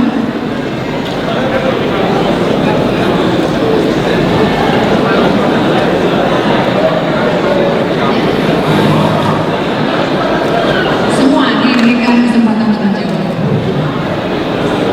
Kalau menurut saya peraturannya sudah jelas dan peraturan itulah yang kita taati dan lakukan sekarang. Dan peraturan itu sudah dibuat untuk menjamin kesatuan nasional dan menjamin agar suara-suara daerah semuanya terakomodasi dalam sistem pemilu kita. Kalau menurut saya sistemnya sudah baik dan itulah yang kita lakukan. Ya, silakan Pak Yusuf. Ini kayak Pilgub DKI ya Pak ya. Kalau tidak mencapai 50% perolehan suara, kalau ini provinsi bukan suara. Terima kasih Ibu. Pak Dokter, izinkan saya menilai pertanyaan ini tidak tepat untuk ditanyakan dengan segala hormat. Undang-Undang Dasar pasal 6 dan pasal 7 sudah sangat jelas di dalam direct election, di dalam sistem pemilihan presiden secara langsung itu mengatakan antara efek popular vote dan yang disebut dengan geographical vote. Jadi suara daerah dan suara populasi itu sudah tercantum di pasal 6 dan pasal 7. Sehingga dengan demikian bunyi kalau first round pada putaran pertama meskipun popular vote-nya itu menang ya, tetapi dia tidak di setengah persatu dari provinsi, dia belum tentu menjadi presiden. Itu undang-undang dasar ya. Karena itu mengapa perlu ada yang disebut dengan second round, putaran kedua yang cirinya diambil dua terbesar, siapa yang paling besar, artinya sudah tidak bicara lagi tentang keterwakilan provinsi, itulah yang disebut dengan elected presiden yang terpilih. Dengan demikian, konsep tentang antara NKRI jawabannya dua, semuanya baik tidak ada pemilihan presiden, tetapi juga manajemen pemerintahan ini adalah memadukan antara popular vote, kalau di DPR disebut dengan mewakili orang, kalau di DPD mewakili uang. Konsepnya ada. Tentang presiden juga gitu, mewakili orang populernya dan juga mewakili ruang. Dan itulah Undang-Undang Dasar yang dirumuskan oleh dalam perubahan Undang-Undang Dasar kedua, yang ketua tim perumus dan sekretaris pas satunya itu saya. Jadi tahu persis. Terima kasih. Assalamualaikum warahmatullahi wabarakatuh. Silakan Pak Sarunaya. Begini, tadi pertanyaannya bagus, ya. Cuma memang sekarang ini kita masih di dalam aturan perundang-undangannya. Tapi pertanyaan beliau, kalau di antara kami ini ada yang jadi presiden, apakah bisa merubah sistem pemilihan presiden? Itu tergantung dari wakil-wakil rakyat kita di DPR RI, termasuk wakil-wakil rakyat dari Maluku. Boleh dah berjuang untuk mungkin menciptakan sistem baru selain apa yang kita laksanakan tadi. Oleh karena itu, marilah kita semuanya mensukseskan pemilihan yang akan datang sehingga bisa menampung semua aspirasi-aspirasi yang berkembang seperti yang seperti Bapak bertanya tadi. Memang beliau katakan tidak ada gunanya, apalagi saya dari Sulawesi Utara, ya. Di Indonesia Timur pada umumnya itu tidak mungkin menjadi kompetitor para calon-calon dari Jawa, dari Sumatera, dari jumlah suara saja sudah jauh berbeda. Oleh karena itu tadi satu keseimbangan, sehingga presiden perlu memenangkan di 50% provinsi. Gagasan yang bagus, ya. Kita tepuk tangan untuk penanya tadi. Tetapi nanti kita berjuangkan di waktu yang akan datang. Terima kasih. Saya menghargai pertanyaan Bapak. Namun tidak ada satupun sistem yang sempurna di dunia ini. Yang sempurna hanya miliknya Tuhan. Oleh karena itu, perubahan itu baru kita lakukan kalau ada masalah besar. Dari orde baru ke reformasi, karena ada masalah besar. Untuk itu kita mengamandemen Undang-Undang Dasar.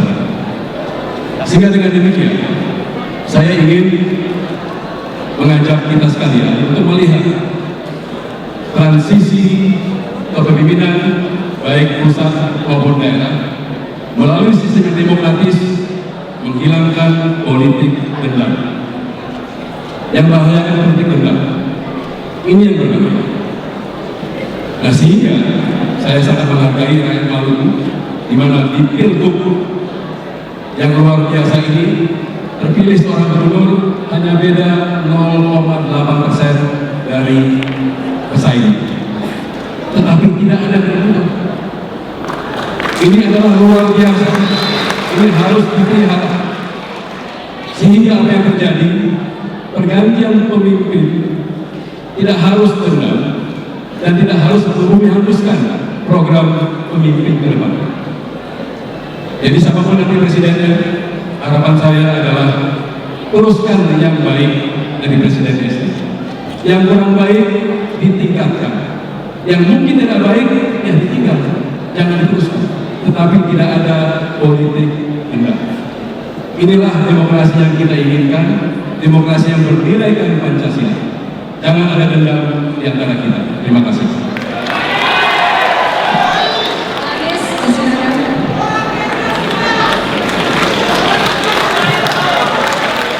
Terima kasih.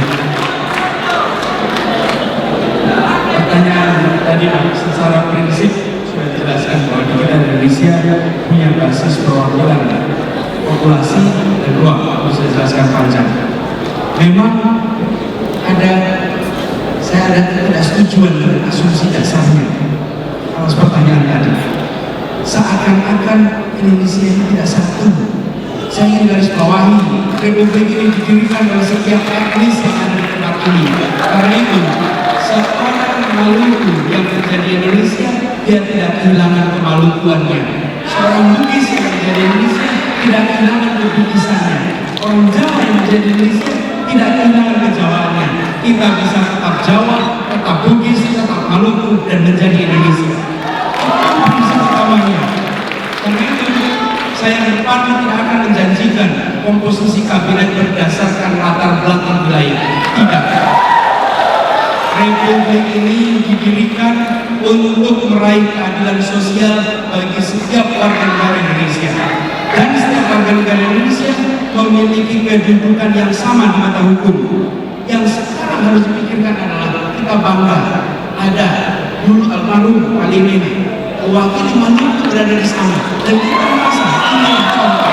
Tapi saya garis bawahi, beliau berada di sana bukan karena kemaluannya, tapi karena ketokohannya, karena figurnya, karena perannya, maka beliau ada di sana.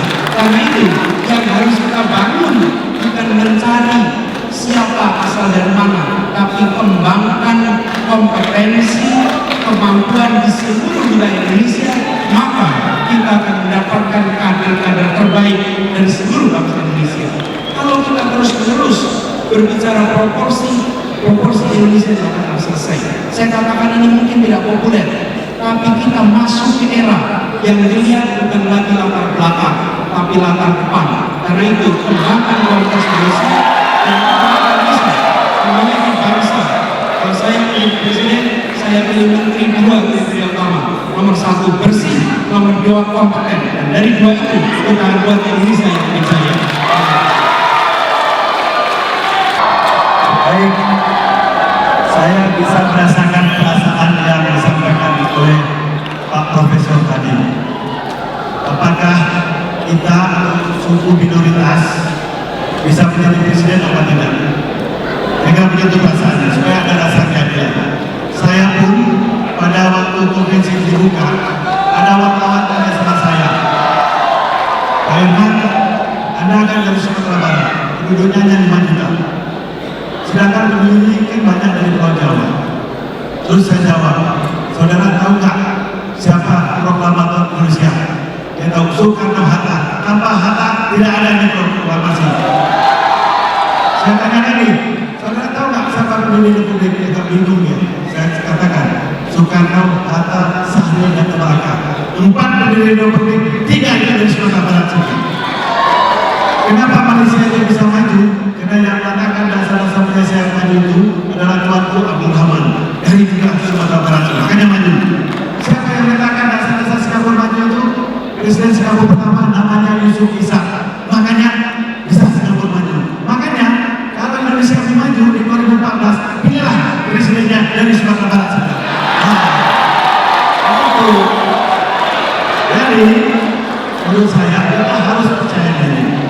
Ya, generasi muda harus membuat sejarah dalam republik ini. Tentu saya setuju.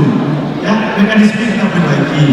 Tidak boleh presiden dan wakil itu datang dari satu provinsi yang sama. Harus dibedakan. Ya, harus ada konvensi di antara kita.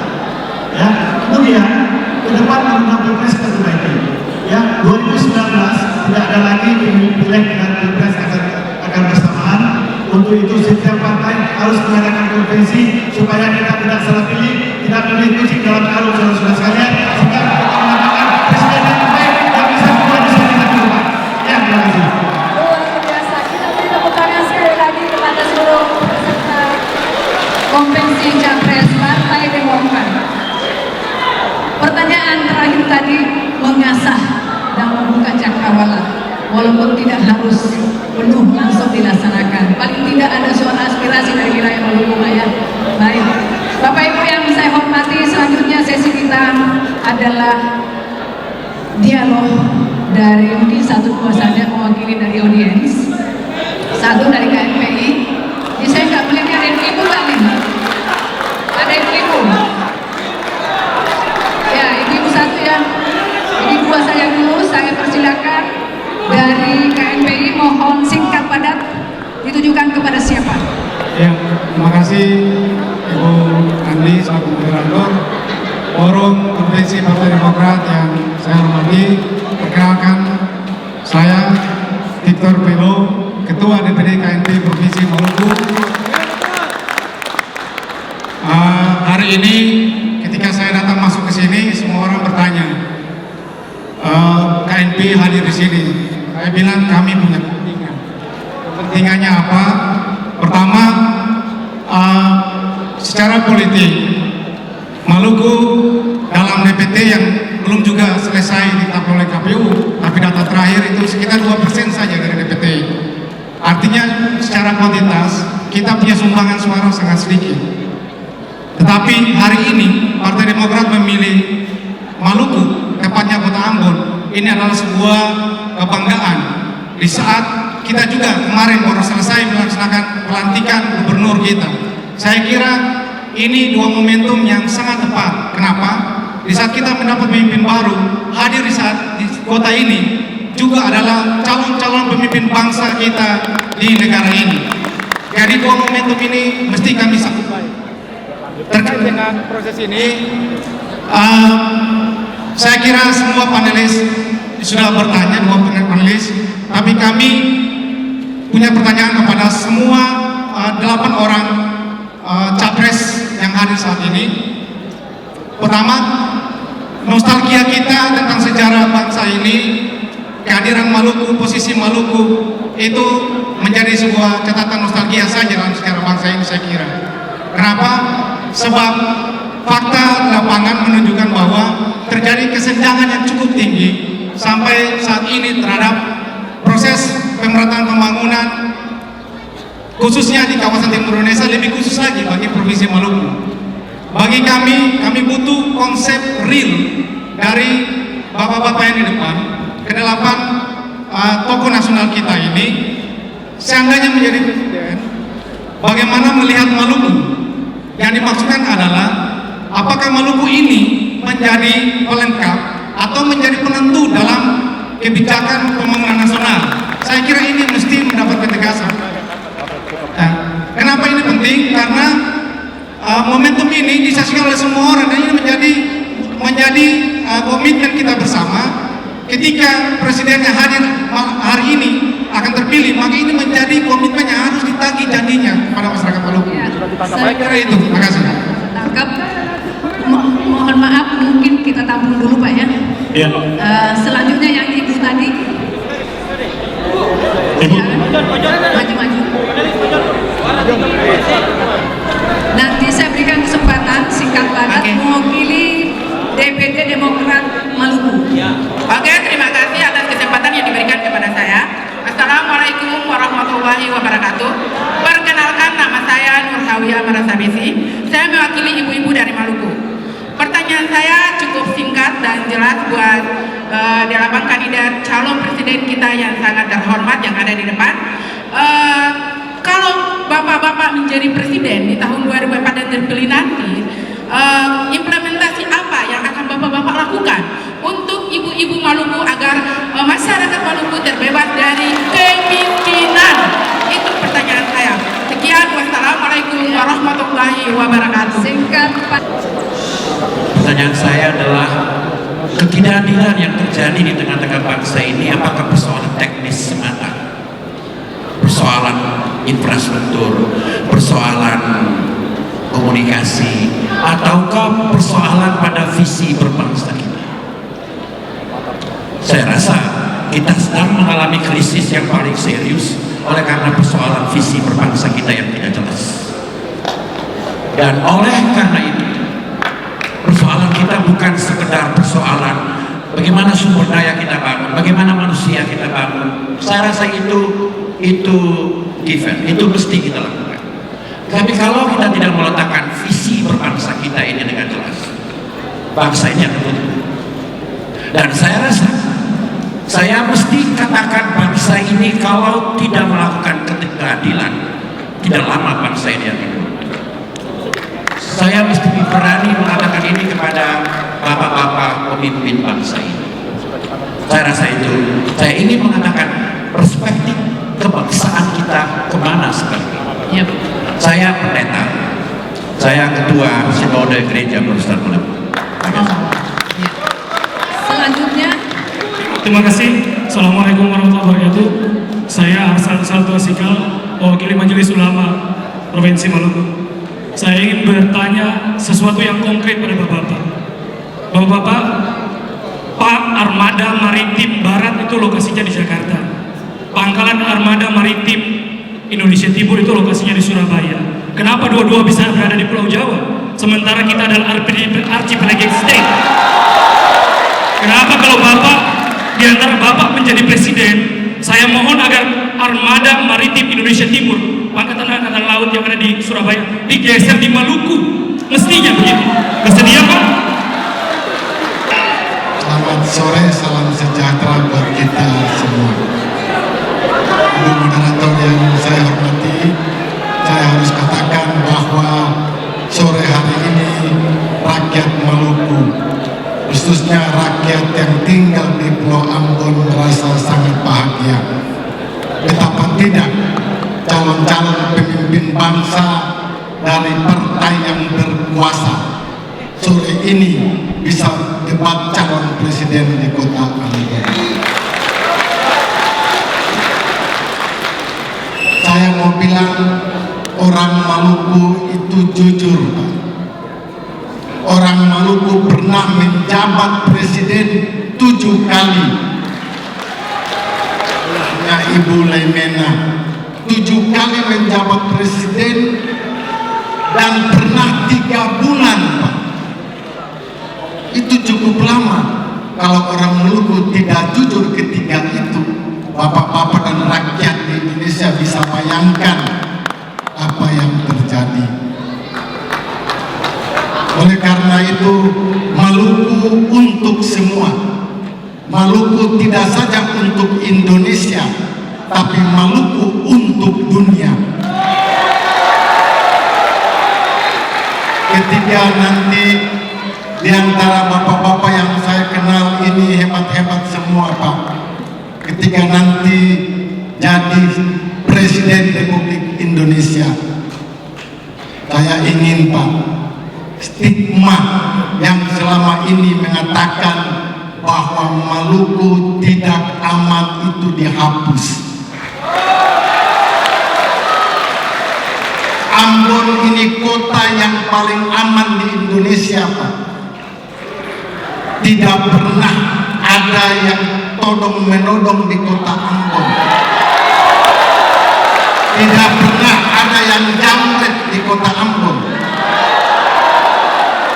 Para peserta konvensi silakan coba nanti malam, Pak, dengan kaum emas yang besar, dengan badan telanjang jalan, Pak, saya jamin tidak ada jamret di kota Ambon. Oleh karena itu, di depan saya calon-calon presiden yang juga punya jabatan-jabatan yang strategis. Tolonglah janji-janji yang disampaikan itu, kalau bisa tidak usah menunggu sampai menjadi presiden, Pak. Masih ada waktu 3-4 bulan ini bisa direalisasikan demi untuk kesejahteraan rakyat di daerah itu.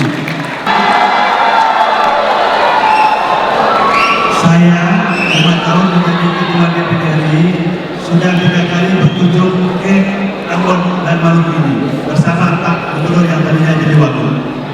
Saya melalui anggota DPD menyerap terus apa yang dirasakan oleh rakyat Maluku. Kalau saya dilantikan jadi presiden, saya tahu resepnya dan saya akan bersama-sama merumuskan apa yang terbaik untuk masyarakat Maluku. Makanya sebelum pun jadi presiden, pada periode saya bersama partner saya Pak Mansur Ali, kita harus mensahkan segera nanti bersama Pak Sarudaya RUU percepatan pembangunan provinsi Pulau. Kalau itu kita lakukan, ayunya ya, kita bisa mengakselerasi banyak dan kita isi bersama. Kedua, RUU kelautan saya minta Pak Sudarsono ya, untuk cepat kita percepat dan kita sepakat kepada Pak Marzuki kalau bisa pun itu hadiah buat provinsi Kepulauan, bukan hanya Maluku, juga berbagai provinsi lainnya. Nah, karena itu Ibu sekalian, kita tahu memang di Ambon tidak ada miskin, tapi di wilayah bawahnya di Maluku Tenggara miskin. Itu akibat infrastruktur. Kalau tadi illegal fisik itu bisa kita jadikan legal, sehingga pendapatan makin meningkat, bagi hasil akan meningkat, dan sebagian besar kita percepat untuk membangun infrastruktur di laut kita. Dan kemudian kalau sisa akan kita tingkatkan, angkatan di laut akan kita perkuat, dan kita bikin pangkalan armada juga di Indonesia. Ini menurut saya yang kita waktu.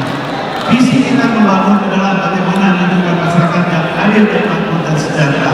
Untuk itu saudara sekalian, jangan mencari pemimpin karena hanya populer. Itu, jangan lihat TV, lihat track recordnya, lihat integritasnya, lihat kemampuan dia untuk menjaga adil dalam memimpin. Itulah menurut saya, mudah-mudahan Maluku bisa menjadi contoh dalam ini. Sekian, terima kasih. Wassalamualaikum warahmatullahi wabarakatuh. Salam.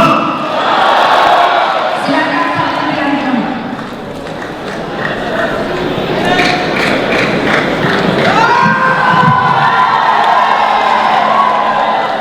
Ya,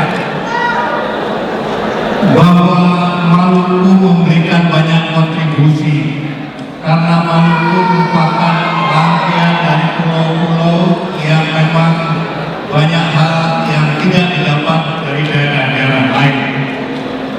Oleh karenanya bahwa Maluku harus mendapatkan suatu perhatian menurut saya adalah keniscayaan. Terlebih karena daerah ini menyimpan suatu kekayaan yang belum tereksploitasi. Karenanya bagaimana membangun agar kemudian apa yang menjadi kelebihan dari Maluku bisa kemudian dieksploitasi guna kesejahteraan masyarakat Maluku dan Indonesia pada umumnya termasuk dunia. Ini bisa terjadi kalau pembangunan itu disesuaikan dengan kondisi yang ada di wilayah ini. Saya sampaikan tadi, keberhasilan di dalam membangun suatu daerah, suatu pulau besar tentu tidak sama dengan bagaimana membangun di daerah yang terdiri dari pulau-pulau kecil. Menurut saya infrastruktur dasar barangkali memang sama. Kebutuhan akan listrik, kebutuhan akan jalan di dalam daratan dan pulau itu sendiri. Tetapi hubungan antara satu pulau dengan pulau lainnya itu harus dibangun secara baik. Dengan membangun pelabuhan modern yang baik, tersedianya kapal-kapal. Kalau itu yang terjadi, ibu-ibu akan terangkat dengan sendirinya kesejahteraan tersebut. Mengenai pemindahan armada timur dari Surabaya ke daerah Maluku ini, tentu itu harus menjadi salah satu juga pertimbangan karena memang timur itu adalah daerah Maluku dan Papua. Namun demikian juga mesti kita pikirkan pembangunan itu memerlukan banyak biaya, apakah itu menjadi sesuatu yang prioritas. Terima kasih.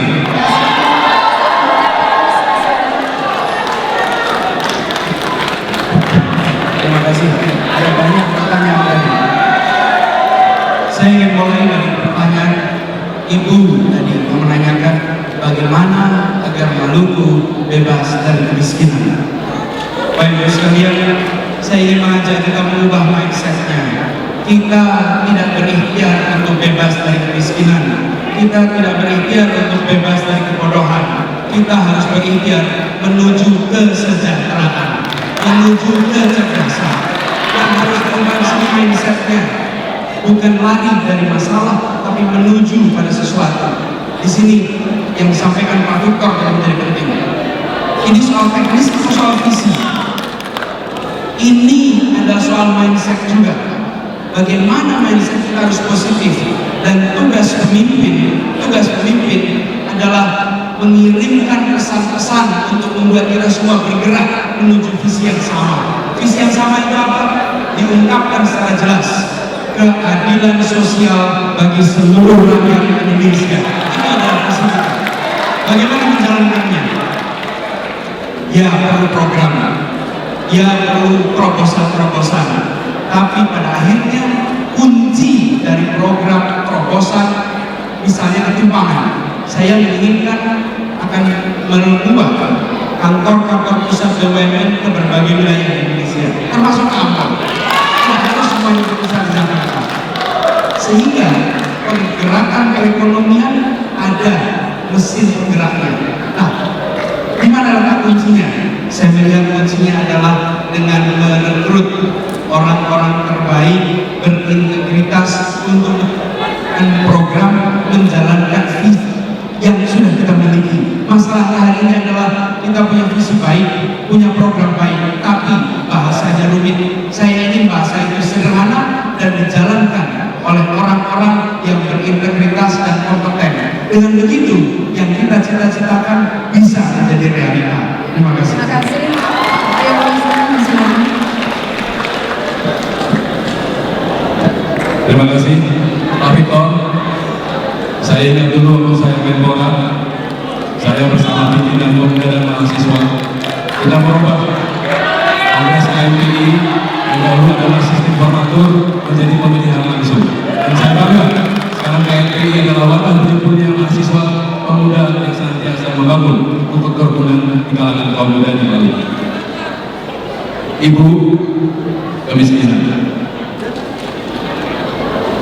Peran ibu luar biasa, karena melalui ibu akan lahir anak-anak putra putri yang memiliki sikap juang yang tinggi, menghormati agama, menghargai karakter bangsa, dan berilmu dengan baik. Lalu saya saran ibu, kalau boleh, mari kita membuat dongeng sebelum tidur untuk anak. Dongeng ini bisa terjadi dari kearifan lokal masyarakat Maluku. Banyak dongeng yang indah-indah yang membangun harapan, yang tidak meninggalkan budaya. Ini diangkat kembali ini. Saya harapkan ini bisa berhasil. Kemudian visi berbangsa Bapak, saya ingin melihat di Maluku ini kembali orang Islam bergotong royong membangun gereja bersama warga Kristen. Saya ingin melihat warga Kristen bergotong royong membangun masjid. Inilah Indonesia. Inilah amanat Undang-Undang Dasar kita. Oleh karena itu saya tidak pernah setuju merubah Undang-Undang Dasar kecuali melalui adendum. Bapak Gubernur, terima kasih.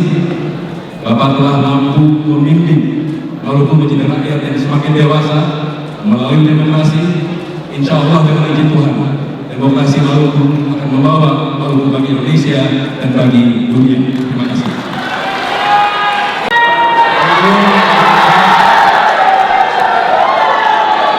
Saya ingin menyampaikan 3 kata kunci. Kata kunci pertama bahwa kesejahteraan dan keamanan itu itu sangat penting, karena tanpa kesejahteraan dan keamanan sistem kehidupan nasional tidak berjalan. Negara ini bisa bubar tanpa kesejahteraan dan keamanan. Kedua, saya menyampaikan apresiasi saya, penghargaan saya kepada masyarakat Maluku, masyarakat Kota Ambon yang telah memiliki kembali sesuatu yang telah hilang, sesuatu yang sangat berharga, ialah cinta kasih, kebersamaan, persatuan dan kesatuan kembali. Mohon ini kita jaga bersama. Yang terakhir adalah yang sangat penting, Indonesia tanpa Maluku bukan Indonesia. Terima kasih.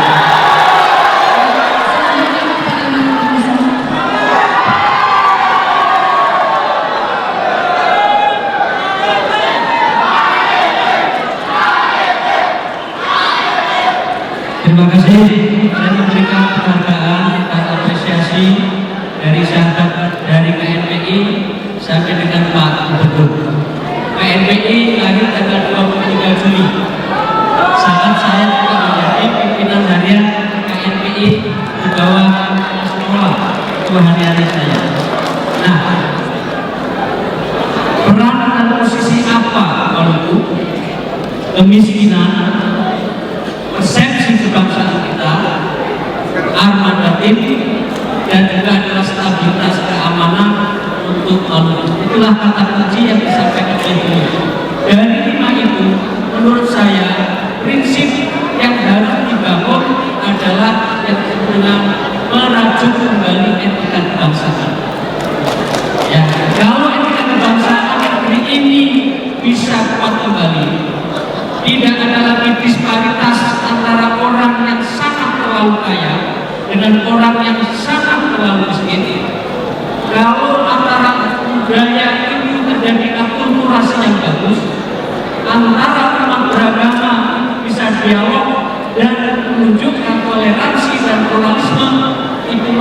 Indonesia yang sejati. Dan itu adalah ada di Provinsi Maluku yang kita cinta ini. Kalau saya tadi mengatakan tidak ada Indonesia tanpa Maluku, maka saya akan mengatakan yang kedua, tidak ada Indonesia tanpa pluralisme dan tidak ada pluralisme tanpa toleransi. Dengan kata toleransi dan pluralisme itulah distribusi dilakukan. Antar umat beragama menghargai, kesejahteraan ditingkatkan, dan ini kita akan gagah semangat membusukkan dada di hadapan dunia internasional karena Indonesia adalah negara yang sangat besar di tengah-tengah pergaulan internasional. Terima kasih. Saya persilakan Bapak Dino Pandeglang. Bapak Gubernur, saya izin untuk menjawab pertanyaan Bapak Gubernur. Menurut saya, kita semua sudah yakin dan merasakan bahwa Ambon Maluku itu damai, dan bangsa Indonesia juga tahu mengenai hal ini. Dan di sini saya ingin juga memberikan apresiasi khusus kepada sahabat saya Pak Sarodayang yang ikut mendamaikan rakyat Maluku dalam konteks sebagai pejabat gubernur. Bapak Gubernur, menurut saya Pak, mungkin yang kurang yang perlu kita lakukan Pak ya adalah marketing strategi marketing untuk Ambon. Ya. Kita semua sudah tahu dan damai, tapi dunia internasional perlu lebih tahu mengenai ini. Menurut saya kalau Bali sudah punya identitas internasional, ya. Jogja juga sudah punya identitas internasional. Yang perlu kita pikirkan, ini Ambon ini apa nih? Identitas internasional yang perlu dipasarkan, dipaketkan, dan dibuat sebagai marketing strategi. Akan mahal dikit Pak, tapi kan ada rupa ada harga. Ya, saya kira perlu itu dilakukan, dan saya sebagai mantan duta besar Indonesia di Amerika Serikat akan dengan senang hati membantu Pemda. Mengenai armada, kalau menurut saya kurang tepat kalau armada kita dipindahkan ke Surabaya, dari Surabaya ke Ambon. Mengapa? Yang lebih tepat menurut saya adalah yang bangun armada militernya, armada kapal ikannya menurut saya. Itu ada 500.000 kapal nelayan, sebagian besar 96% adalah kapal kecil dengan awak yang sekitar 4 awak kapal. Menurut saya perlu kita bangun di Ambon adalah armada nelayan, dan armada inilah yang saya yakin akan meningkatkan kesejahteraan rakyat Ambon Maluku.